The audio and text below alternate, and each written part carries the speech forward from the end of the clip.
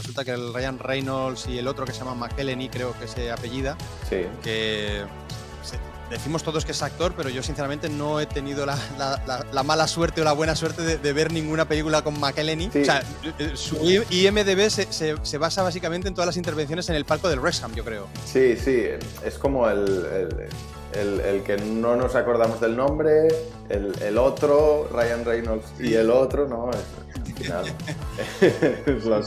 Sí.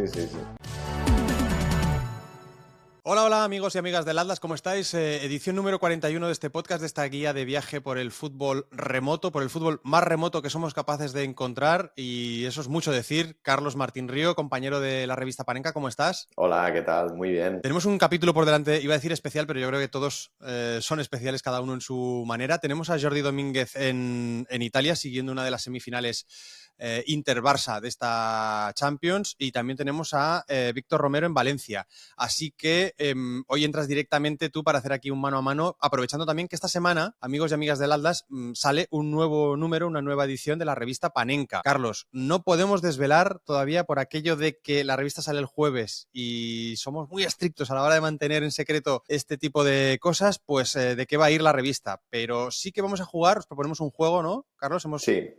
Has ideado tú, de hecho, una fórmula para, sin tocar de lleno el tema, el concepto que aparecerá en la portada de... ¿Qué número de Panenka estamos ya? 149. 148. Estamos 148. a 2 del 150, imagínate. Vale.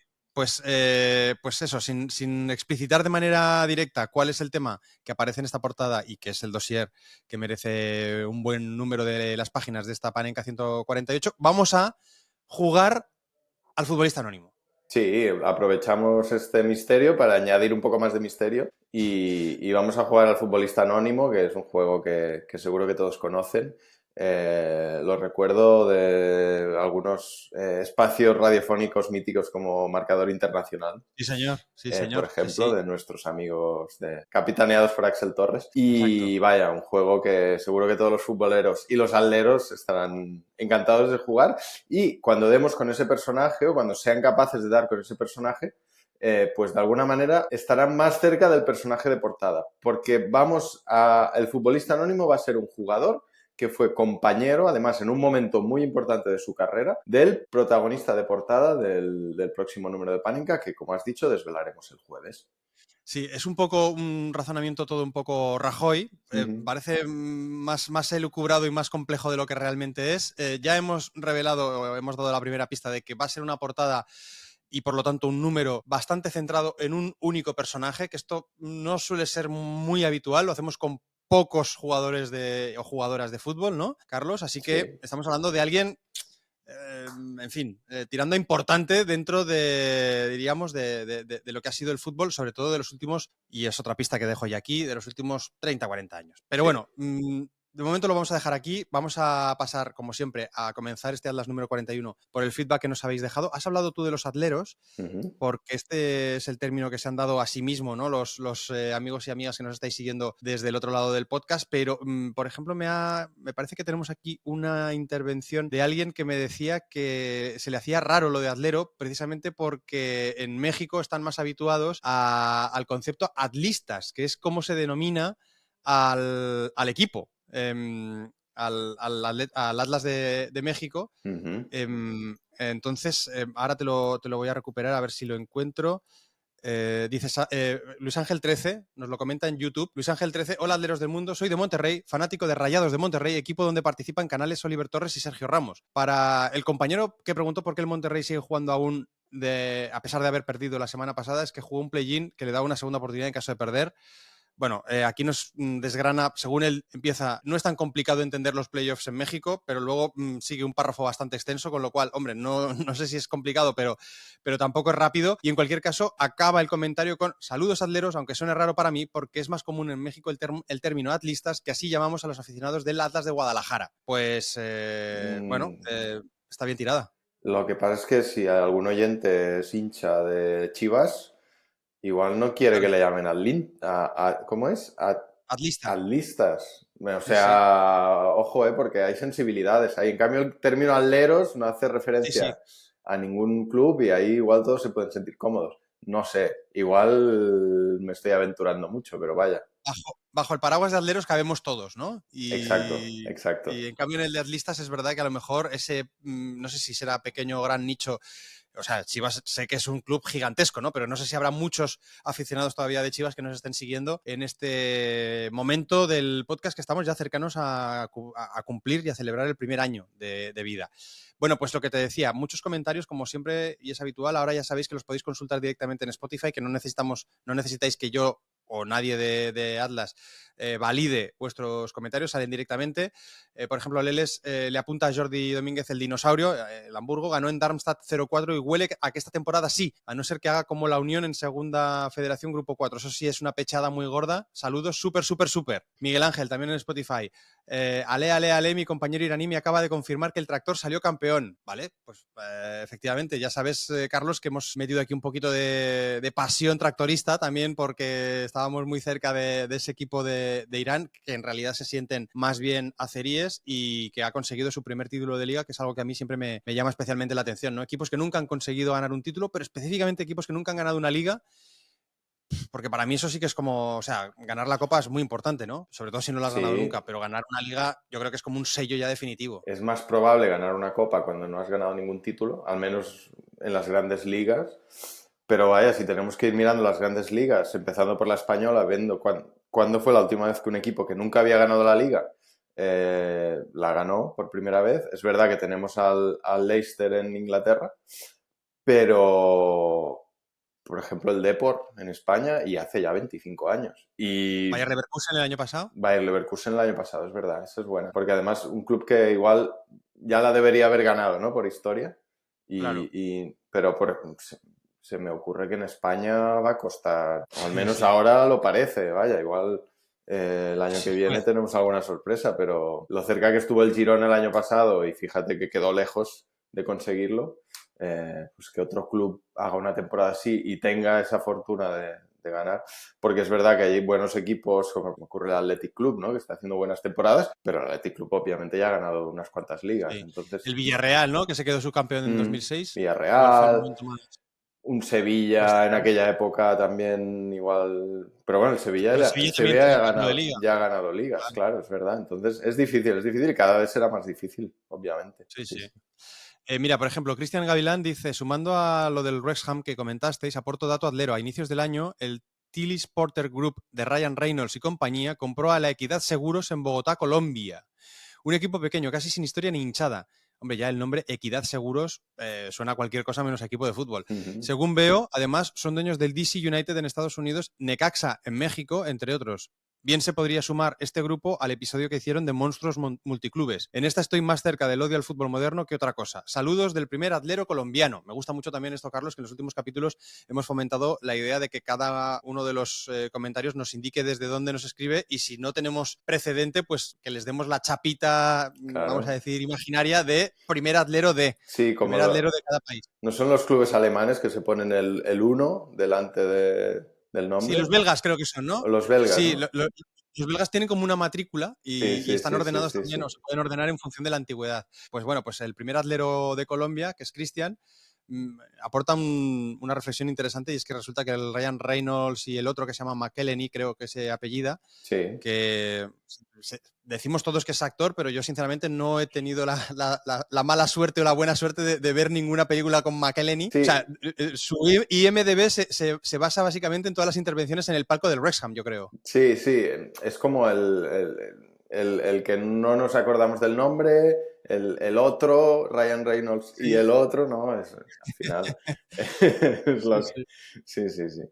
Pero bueno, es Bueno, verdad Eduard, que es dime, dime.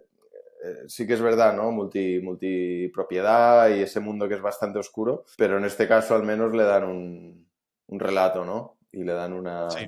vienen del mundillo de la interpretación del espectáculo y es verdad que sobre todo con el Wrexham han conseguido enganchar a mucha gente, que otros grupos multipropiedad pues es una cosa mucho más opaca y mucho más antipática, ¿no? Que luego Mm, rasques y al final todo sea lo mismo, pues también es probable. mm. Pues sí, es verdad que cada vez vemos más casos de estos de propiedades un poco múltiples. Por ejemplo, y siguiendo con los comentarios, señor X, hola, soy Adlero desde hace poco y quiero agradeceros que durante el reciente apagón tuve 6 de vuestros podcasts descargados y fueron mi mayor entretenimiento durante las horas sin luz. Mi pareja, con la que convivo, acabó saturada de tanto fútbol iraní y de copas americanas. Hombre, esto es normal. Esto totalmente bancamos a tu pareja, señor X, porque me parece absolutamente lógico. Lo que me extraña es que sigáis juntos, ¿no? O sea, que a pesar de haber aguantado 6 capitulazos del Atlas, pues siga teniendo paciencia para acompañarte. A partir del tercer episodio me mandó al jardín y allí pasé toda la tarde con vosotros. Gracias por tantas horas de entretenimiento y por este fútbol tan exótico. Mencionar al Hércules, un club histórico y olvidado. Bueno, pues oye, obviamente, del Hércules, por ejemplo, hemos sacado un capítulo, Sí, un tema, un artículo bastante chulo en este número no, en el anterior había en Panenka. en Sí, sí. Panenka, sí, había un artículo sobre el Hércules que, bueno, que Muy chulo, ¿eh? muy chulo además, sí, porque, hombre, se cumplían... De eh, Sergio Vázquez, ¿no? sí, de Sergio ¿Era? Vázquez, que además vive allí cerca de la provincia de Alicante, o sea que está Mm. es muy cercano a la zona. Y vaya, un Hércules, nos acordábamos del Hércules que estuvo en primera, de aquella victoria en el Camp Nou, aquel equipo, ¿no? Los Y culés tienen esa derrota contra el Hércules que venía colista súper grabada a fuego, ¿eh? sí, sí, O sea, sí. cuando hablas con algún culé del Hércules, lo primero que te dicen es esa derrota, que le costó una liga. Le costó una liga, pero es que luego el Hércules volvió a primera en la época de Guardiola, yo creo 2010, una Sí, cosa así, y también ganó en el Camp Nou. O sí, sea sí, sí, sí. que de alguna manera, sí, el Hércules seguramente sus etapas en primera no fueron demasiado largas, pero se llevó unas cuantas victorias de prestigio. Y bueno, hablamos de eso, de un club que de alguna forma está reviviendo después de años de una gestión pues Mm. muy mala. Sí, la verdad es que esa zona, ¿no? De provincia de Alicante, región de Murcia, provincia de Almería también, es una región muy futbolera, con muchísimos equipos y lamentablemente con poca continuidad de los mismos, de esos clubes en la máxima categoría, ¿no? Pero sí, puestos a decir, yo creo que el Hércules claramente sería un poco el equipo histórico, no sé, no quiero faltar a nadie, el Real Sí, Murcia también. recuerdo al Alicante también en segunda, en los años Sí, pero 90, pero vaya, no tiene nada que ver el Hércules, claro, un equipo sí, sí. que en primera hizo ruido. Ya no te digo en primera, tener este tipo de equipos de esa zona en segunda, yo creo que era lo habitual también y bueno, hay que de alguna forma repoblar futbolísticamente toda esa zona porque daba mucho juego, la verdad. El Murcia, por Hmm. ejemplo, era un equipo animador de segunda y de primera también en muchas ocasiones. Mm. Sí, sí, recuerdo los goles, por ejemplo, de Manuel Alfaro, mítico delantero Ujú. ahí, así un poco de barrio, que se dice ahora, Sí. que entonces no le llamábamos de barrio porque éramos todos así. Bueno, vuelvo a los comentarios. David, por ejemplo, programó el de esta semana. Generalmente os escucho en el trabajo, pero hoy lo he hecho el festivo del 1 de mayo mientras hacía la comida para la familia. Mira, pues una nueva actividad doméstica que se incorpora a las muchas que nos habéis comentado también, que os sirven para... no que os sirven para escuchar el Atlas, que el Atlas os sirve para acompañaros mientras las hacéis, ¿no? Seguid así, geopolítica, fútbol, historia, para los frikis de esos temas. Este programa es indispensable cada semana. Wow, pues muchas gracias, David. José Perea, hablando de la segunda división turca, llama la atención el Yeni Malatyaspor, colista de la liga con 0 puntos en 36 partidos y una diferencia de goles de menos 125. Bueno, esto es un poco para que quienes nos escuchan desde Valladolid o tienen simpatías por el Pucela, pues piensen que, en fin, la temporada no ha sido tan mala. Siempre puede ser peor. Siempre fijaros en el Jenny, ¿no? Que me mola mucho esto de, El Jenny. fíjate en la Jenny, fíjate en el Malatyaspor, 0 puntos en 36 partidos y menos 125 goles de gol a veras. No sé a qué se debe eso. Os dejo tarea para las próximas semanas y que así nos informéis de la situación. Un saludo, alderos y alderas. Pues no dudes, José Perea, que le vamos a dar caña y vamos a meter ahí el bisturí a ver qué carajo está pasando en Malatia.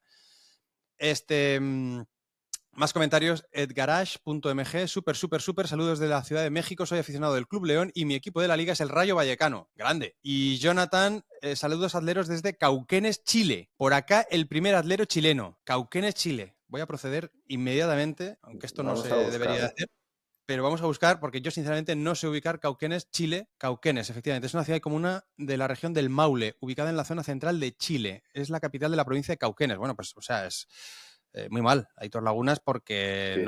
no sabía yo que había esta región. Región Maule y provincia Cauquenes. Pues sí, sí, está en el centro de Chile. Em, ¿Qué te parece? ¿Qué te parece, Carlos? Pues no Buah, tengo la... No he estado en Chile, la verdad, y no he tenido la suerte de estar en Chile.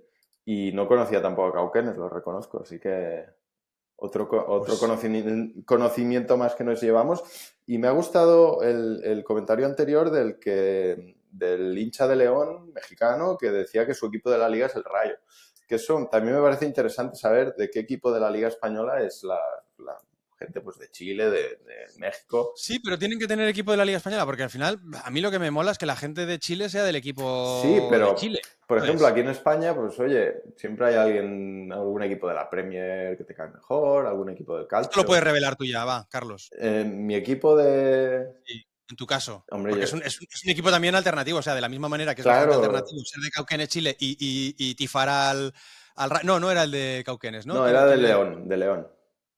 Exacto, nos escribía desde México. Era, sí, de Ciudad de México. Era aficionado del Club León y, en cambio, en la Liga era del Rayo Vallecano. Bueno, pues esto Mm. es bastante alternativo, pero creo que también es bastante alternativo ser de Girona Ujú. y Y ser hincha de, bancar. ser hincha del Fulham. Sí, Ahí sí, está. sí, sí. Además, algo que llevo con orgullo desde siempre y Bueno, estas que últimas temporadas más, ¿no? estas últimas temporadas más que han sido de equipo ascensor hasta ahora con Marco Silva ya está la cosa más estabilizada. Pero fíjate, ahora se cumplen 15 años de la final de la Europa League. Aquella final de la Europa Mm. League en Hamburgo contra el Ujú. Atlético de Madrid, que es el hito más grande de la historia del Fulham, un club que no ha ganado nunca ningún título más allá de una Intertoto, que no cuenta, y algún trofeo de categorías inferiores, o sea que imagínate jugar una final de Europa League y además se cumplen 50 años de la única final de Copa Inglesa que ha jugado, que también la perdió contra el West Ham de Bobby Moore. Así que un club ganador, ya ves, absolutamente.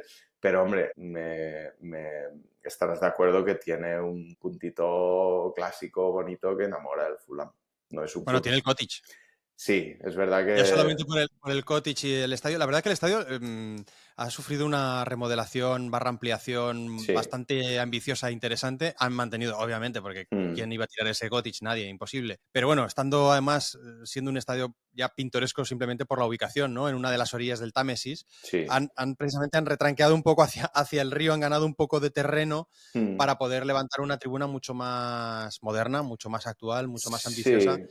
Zona, ¿no? Sí, de alguna forma el Riverside que llaman, pues lo han ampliado, bueno, han añadido algún servicio más, lo han adaptado al fútbol moderno sin la necesidad de cambiar de estadio ni de hacer un estadio nuevo, porque al final son conscientes que aunque sea un estadio pequeño, es uno de los grandes valores y los grandes patrimonios que Claro. tiene el Fulham en el fútbol inglés, que eso es curioso, ¿no? Porque en un momento en que la tendencia es hacer estadios nuevos, diferentes, modernos, hay clubes que precisamente lo que los diferencia y lo que los hace interesantes incluso para aficionados internacionales es precisamente que el estadio es viejo, que el estadio Sí, sí. tiene una aura, ¿no? Y eso también es algo interesante. Es como si en su momento el Arsenal hubiera decidido que Highbury tenía mucho más valor que hacer un estadio más grande y más moderno. Sí, o que el Everton hubiese apostado por continuar en Goodison Park y no por Mm, mudarse a un estadio que será espectacular, chulísimo, una ubicación también tremendamente visual, ¿no? Videogénica o fotogénica, pero no sé, un puntito carente de esa identidad del fútbol británico de toda la vida, ¿no? sí, De la cajita de cerillas, del estadio cuadrado. lo hemos Bueno, visto con el West en fin, Ham también. A mí claro. personalmente el ¡Buah! Estadio Olímpico Con el West Ham. no me convence nada cuando veo un partido del West Ham, aunque hay mucho ambiente, pero el West Ham tiene muchísimos aficionados Sí, pero en Londres. el cambio es muy heavy, ¿eh? De lo Sí, que no. era Upton Park a lo que es el Estadio Olímpico. Oye, mira, ya por acabar, vamos a la zona de Ivox, por ejemplo, Ernesto Romero, arriba el tractor, creo que soy el primer atlero de Caracas, Venezuela, o sea, esto ya no es buscar la banderita del país, sino incluso ya de la ciudad. Ujú. Primer atlero de Caracas. Sigo al Nema Grodno en la Liga de Bielorrusia. Claro, estamos hablando ya de gente que está mucho más avanzada que nosotros en el fútbol remoto. O sea, el fútbol Sí. remotismo a Ernesto Romero le picó hace muchísimo tiempo. Está muy grave de fútbol remoto. De Caracas a Bielorrusia, me Sí, parece un sí. salto, vamos, sí. Bueno, en la geopolítica puede que tenga cierto sentido, también te tengo que decir. Actualmente sí, igual sí. No sé, si para bien o para mal, me inclino por una de las dos opciones, Pero sí, actualmente tiene una cierta conexión. Bueno, en cualquier caso, Ernesto, mil gracias por escribirnos. Evidentemente, esta chapa de primer atlero de Caracas tiene nombre y apellido, es el tuyo. Sigues al Nemo Grodno en la Liga de Bielorrusia, equipos modestos e interesantes. Súper, también lo sigo en Substack. Eres un grande, grandísimo Ernesto. Te mandamos un abrazo muy fuerte desde aquí, desde Barcelona. Bueno, pues fíjate, estamos recopilando gente, pues eso, que están en México pero van con el Rayo, que están en Caracas pero van a buscar el resultado del Nema Grodno. Daniel Marcén nos dice también en iVoox el West Ham, de equipo del que ya hemos estado hablando, jugó contra el Real Zaragoza en la Recopa del 86-87, cierto. El partido de vuelta se jugó en Gales con gran actuación del chileno Pato Yáñez, autor de los 2 goles blanquillos en la prórroga. Curiosamente, en 180 minutos ninguno de los dos equipos anotó y en los 30 de prórroga se marcaron 4. Acabó 2-2, pasó el Real Zaragoza por el valor doble de los tantos fuera de casa. Coletilla, que ya pasó a mejor vida, y déjame decir, coletilla que además, como todas las coletillas, no era rigurosamente cierta, porque no es que los tantos tuvieran valor doble, sino que tenían un valor extra, pero no se convertían en 2, ¿no? José Antonio Troya Santos, la final de la Copa de Austria va a estar durísima. Efectivamente, la final de la Copa de Austria ha estado durísima. Comentamos, no sé si Carlos ha sido consciente de que se ha disputado una final doblemente inédita en la Copa Austriaca, con Wolfsberger y Hartberg, dos equipos que ninguno de los dos había llegado a la final de esa competición, con lo cual estuvimos ahí buscando además cuál es el precedente, por ejemplo, que podría aplicar en el caso de la Copa Española, y vimos que solamente en una de las finales se había dado algo parecido, que dos equipos que nunca habían llegado a la final se plantaran, los dos por separado, claro, lógicamente, pero en la misma edición por primera vez en una final, que fue en la Copa del 35, la Copa de la República, entre el Sevilla y el Sabadell, que por cierto, otro comentario, otro amigo del Atlas nos dice, nos daba más contexto. Marc Mendoza, en YouTube, dice sobre la final entre Sevilla y Sabadell, 2 datos adicionales. El Sabadell jugaba en segunda, el segundo equipo en conseguirlo tras el Betis en 1931, es decir, que fue el segundo equipo que no estaba en primera división que se planta en una final, pero es que encima, apunta Marc, el Sabadell jugó con un jugador lesionado, igual, la mayoría del partido, porque entonces no se podían hacer cambios. O sea, claro, complicado. Lo tenía complicado y efectivamente al final acabó ganando el Sevilla, lo que, si no me equivoco, fue el primer título, el primer trofeo para esa entidad, para la entidad hispalense, en esa final, que es la única, si descontamos, lógicamente, la primera final de la Copa del Rey de toda la historia, porque no podía haber precedentes, fue la única en la que se juntaron dos equipos que no habían jugado nunca una final de Copa previa. Pues eso ha pasado también esto en Austria.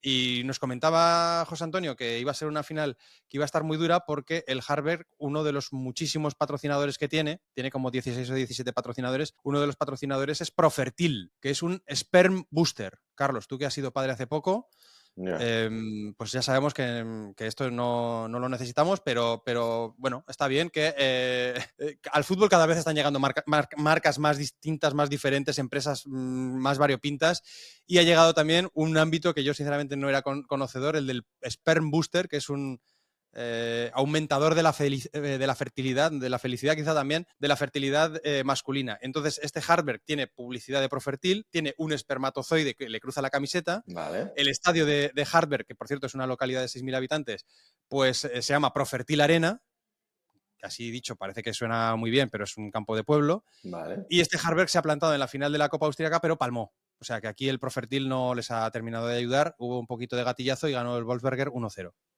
Vale. Wolfsberger, entrenado por Didi Kubauer, mítico de la Real Sociedad de los años 90. ¿Qué conexiones Bueno, hay? ¿Qué conexiones? sí, muchas conexiones, demasiadas igual. Por cierto, el Wolfsberger, que además de ganar la Copa Austríaca, luego estoy viendo que le ganó al Rapid de Viena también en la Liga. Sí, 0-1. Y poca broma con Didi Kubauer, que tiene al equipo ahí llamando también a la puerta de hacer el doblete. Esa liga austríaca que se parte en dos, les quitan la mitad de puntos y juegan por el título. Entonces, que está ahí ahora al mismo, rojo vivo.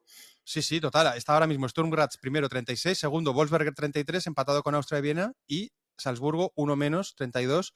Serían los 4 equipos que estarían peleando por el título. Pero ojo con el Wolfsberger de Didi Kubauer, que ya ha ganado su primer título histórico, nunca había tenido ningún trofeo, pues ya ha ganado la Copa y, ojo que puede que salte la sorpresa y consiga hacer el doblete también con la Liga. Esto era un poco a colación del comentario que nos hacían de que la final de la Copa de Austria iba a estar durísima. Cristian Bona, un gran amigo de Brazalete, nos corrige porque yo dije que Charlie Brown iba siempre con la mantita a todas partes. Jordi habló de un jugador que se llamaba Charlie Brown y yo me lo imaginé inmediatamente en el banquillo tapándose con la manta y pensé, mira, qué imagen más icónica, pero no, me dice, no, Charlie Brown no iba con la manta, el que iba con la manta era Peanuts. Sí, era como el colega, ¿no? No, perdón, el personaje de Peanuts que tenía la mantita y se chupaba el dedo se llamaba Linus. Linus. Linus es el que iba con la mantita. Vale, pues dicho queda, y además creo que también nos lo comentaba alguien en YouTube. En YouTube, por ejemplo, Mamadou Show 2054, aquí un atlero senegalés viviendo en la provincia de Barcelona. Programón, grande Mamadou, mil gracias por escucharnos. Lucas G8020 también en YouTube, muy bien explicado y contextualizado el conflicto kurdo y sus implicaciones en el AMED. Gran vídeo. Pues esto es directamente a la cuenta de felicitaciones de Jordi Domínguez, que nos trajo esa explicación del conflicto kurdo visto desde el mundo del fútbol. CL93, al Wolfsberger yo lo conocía porque allí jugó David de Paula, ex canterano del Athletic y primo del gran Óscar de Paula. Ostras, Hostia. Óscar de Paula, tío. Qué nombre. La Real. Sí.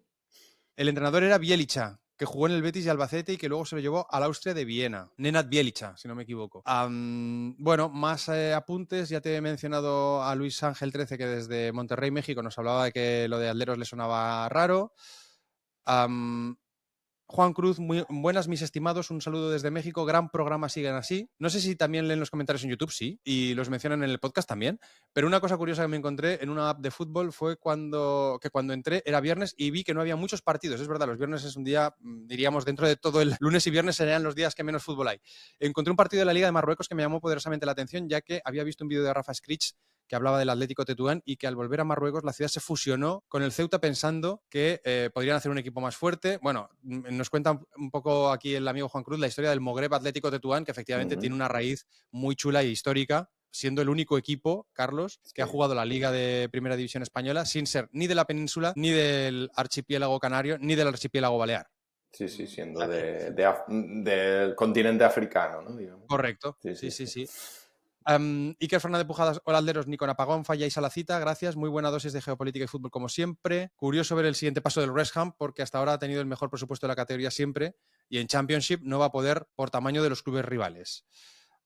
Y Mankind, gran programa en vuestra línea. Aprovecho que el equipo de mi ciudad, Racing Club de Ferrol, ha vuelto a ascender a Primera RF para mencionar un tema interesante. Si no me equivoco, es el equipo español con más temporadas seguidas en segunda sin haber conseguido un ascenso nunca a Primera. Seguro que hay casos interesantes por el Atlas. Me gusta mucho este apunte. Me llama la atención, efectivamente. Equipos que han hecho mucha historia en segunda división, pero que no han conseguido nunca romper el techo de cristal que les separa de primera. Sí, hablábamos del Girona antes. Durante un tiempo el Girona era el equipo con más temporadas en segunda seguidas hasta que subió. Yo creo que el Murcia estuvo muchos años también en segunda. Sí. Llegó a subir, pero... Sí. Era como el equipo. El Murcia Exacto. era... Te iba a decir que en la clasificación histórica de segunda, probablemente el Murcia, o hasta hace muy poco, había sido siempre el equipo un poco que encabezaba esa clasificación en cuanto a puntos, partidos y temporadas disputadas en la categoría de plata.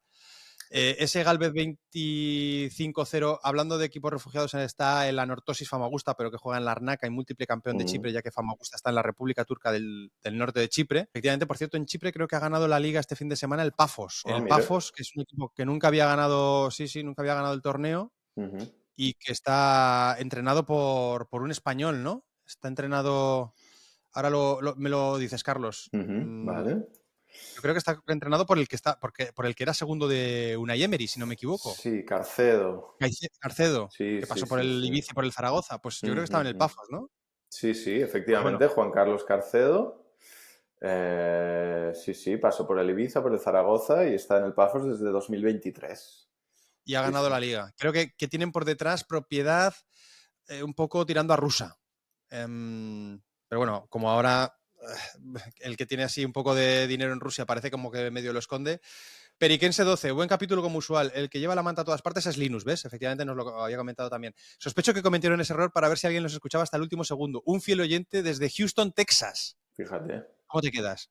Houston, Texas. El primero de Houston. Sí. Houston, Texas. Pues mira. Hombre, hay fútbol también En Texas. En Texas Sí, hay de todo, pero hay fútbol, hay equipos en la MLS y Houston, ahora sí, sí, sí. Dynamo, Houston Dynamo. Houston Dynamo, sí, sí. Houston Dynamo Sí, y sí, sí, una sí, ciudad es muy verdad. deportiva en general en Estados Unidos, así que un placer que nos escuchen Pues desde mola. Houston. Sí, sí, mola mucho. Un saludo muy fuerte para Periquense 12. Sergio Centelles, 1907. Excelente capítulo, como siempre. Por cierto, esa Copa del Imperio Austrohúngaro de principios del siglo XX, si se hiciera ahora, se debería denominar Berlanga Cup, en honor Hombre, al cineasta valenciano, que por superstición siempre incluía en sus películas el término austrohúngaro. Es verdad, esto es muy, muy mítico. sí, Siempre en todas las películas de Berlanga, algún personaje tenía que mencionar el concepto austrohúngaro porque era como una marca de la autoría de Berlanga, ¿no? A veces las historias que contáis son muy berlanguianas, es verdad. Es un gran elogio, sinceramente. Yo me lo tomo así, soy muy, muy aficionado también del cine de Berlanga. ¿Te imaginas un presidente como el actor Luis Escobar y un entrenador como José Luis López Vázquez? Bueno, tremendo, sería muy mítico. Sergio, valoro mucho este comentario. De hecho, si nos da tiempo, voy a mencionar algo en lo que será necesario mencionar o traer a colación el concepto austrohúngaro. Y por último, Bochal 10, excelente programa, me encantó la camiseta del Júpiter, creo que es una combinación de colores muy poco vista, la llevaba el otro día Jordi. ujú. Pues Jesús Gómez, otro amigo atlero de primera hora, Vecchia Escuela, dice, hablando de grises en la equipación, tenemos a la Cremonese y su magia grigio-rosa, toda una clásica de las distintivas del calcio italiano, y aprovecho para comentar nos hace varios comentarios acerca de equipos como por ejemplo el Esquendilla de Tetovo, que representa la amplia minoría kosovar en Macedonia del Norte. Además usa los colores de Albania y sus ultras se llevan mal con todos los clubes macedonios, la mayoría de ellos proserbios.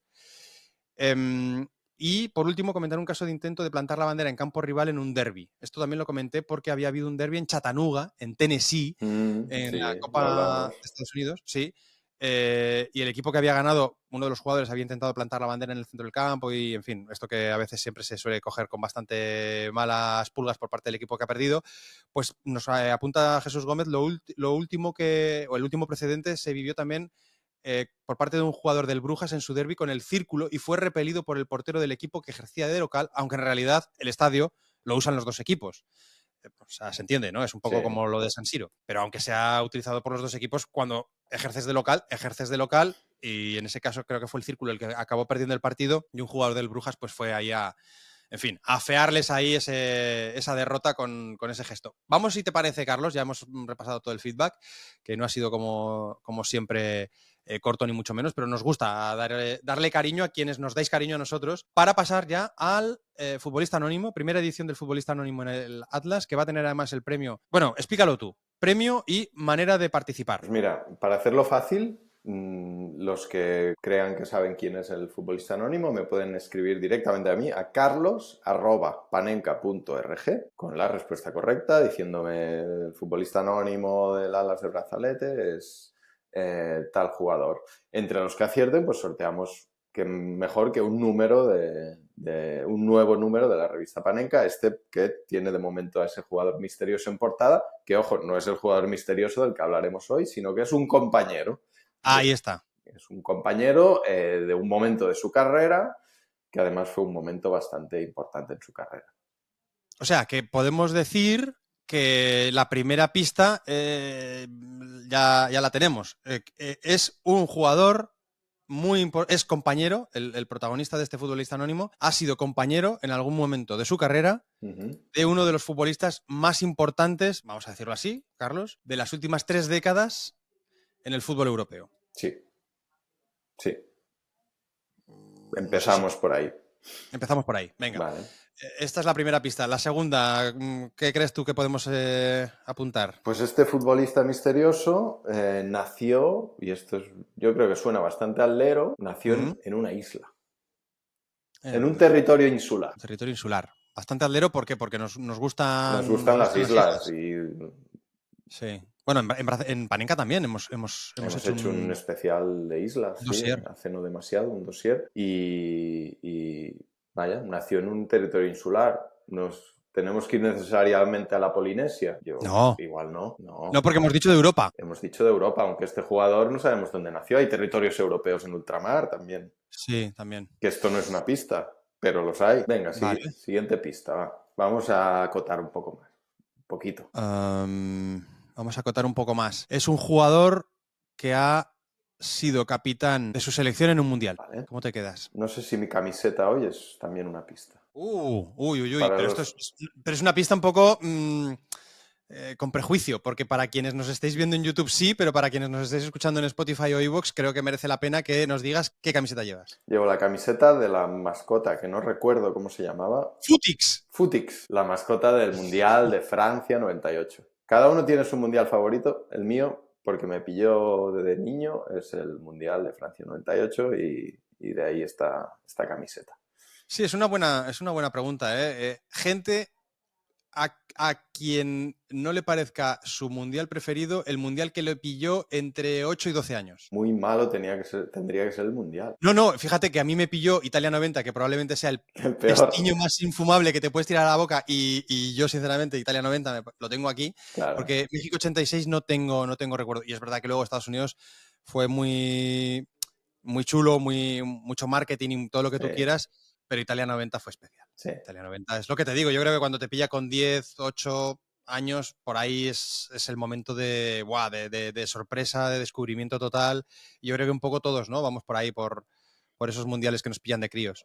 Sí. Bueno, pues este señor, este jugador, fue capitán de su selección en toda una Copa del Mundo. Y ya nos ha dicho Carlos que lleva una camiseta de Futix. Con eso podéis un poco empezar a triangular. No sé si tenemos alguna pista más. Pues mira, ha sido campeón de liga en dos países distintos o en dos ligas distintas de dos países que además están pegados el uno al otro. Entonces, dos países podemos llamarlos fronterizos. Vale, y en los dos ha ganado la liga. En los dos ha sido campeón de liga. Bueno, bien. O sea, recapitulemos. Ha sido compañero de un jugador bastante señero de los últimos 30 años del fútbol. Es un jugador que ha sido capitán de su selección, habiendo nacido en un país, o habiendo nacido en una isla, sí. ¿vale?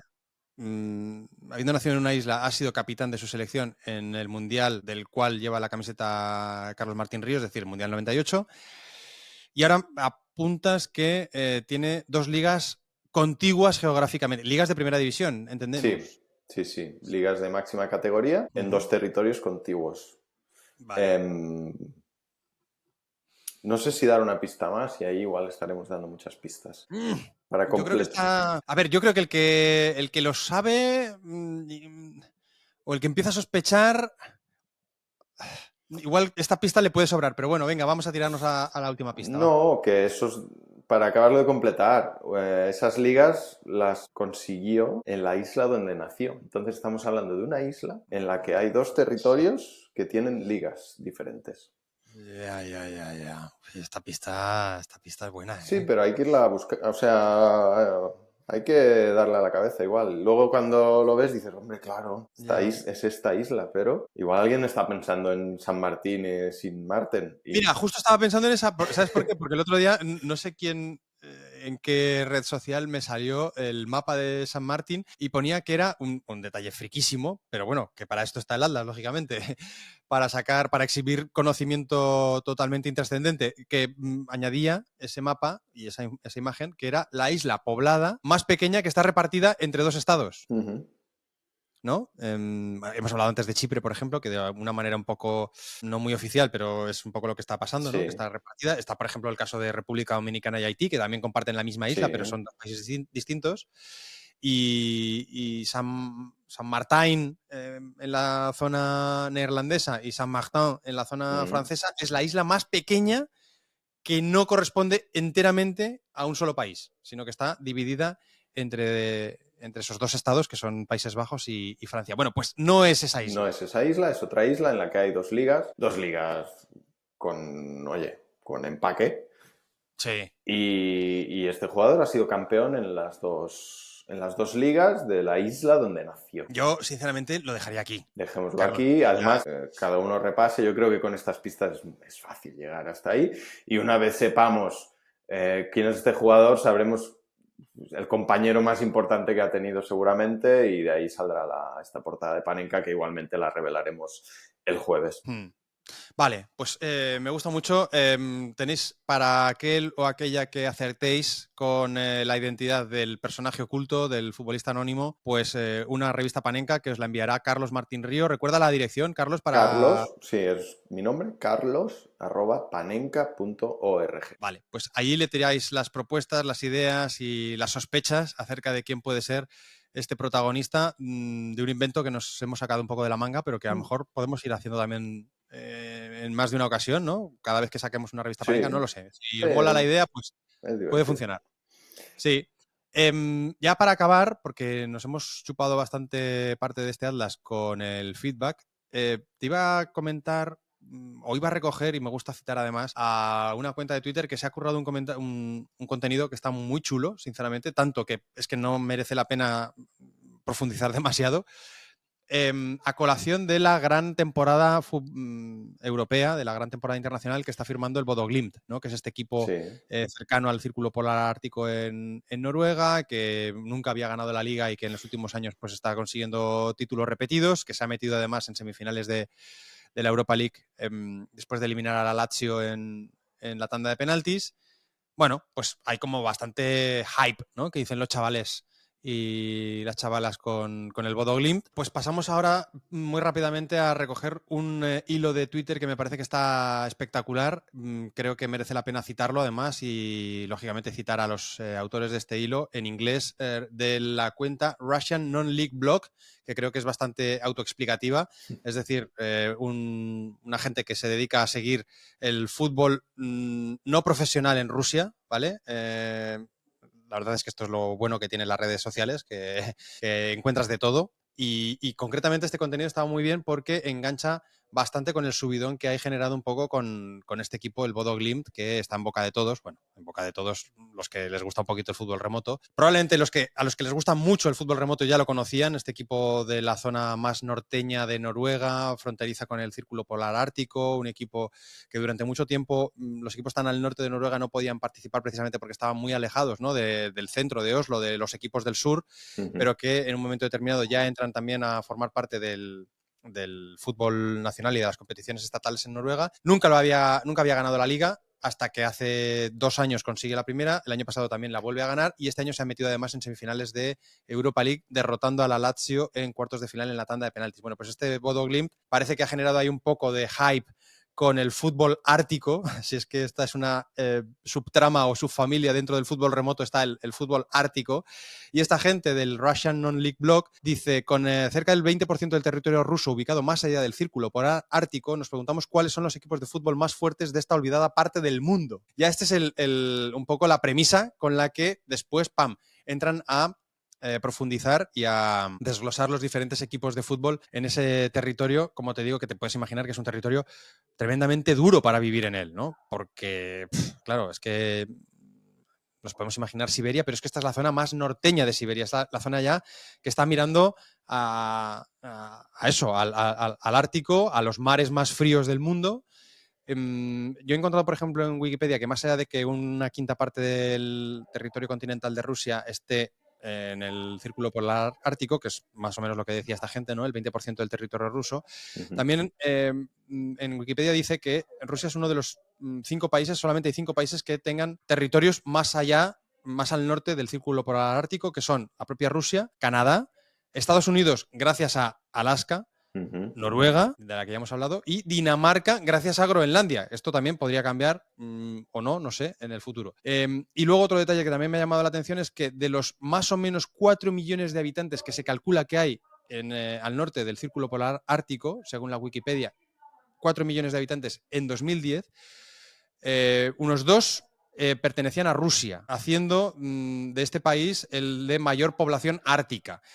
However, dice, sin embargo, en los años recientes, en los últimos años, la población ártica rusa has been declining at an excessive rate. Ha ido declinando en una ratio excesiva. No sé qué considera la Wikipedia como ratio excesiva para, bueno, pues para llamarle la atención, ¿no? de la despoblación que ha sufrido, pero en cualquier caso, hasta 2010 la mayor parte de los habitantes árticos del mundo eran rusos, ¿vale? Como mínimo la mitad eran rusos y la otra mitad se repartían entre Noruega, Canadá, Estados Unidos y Y ya está, ¿no?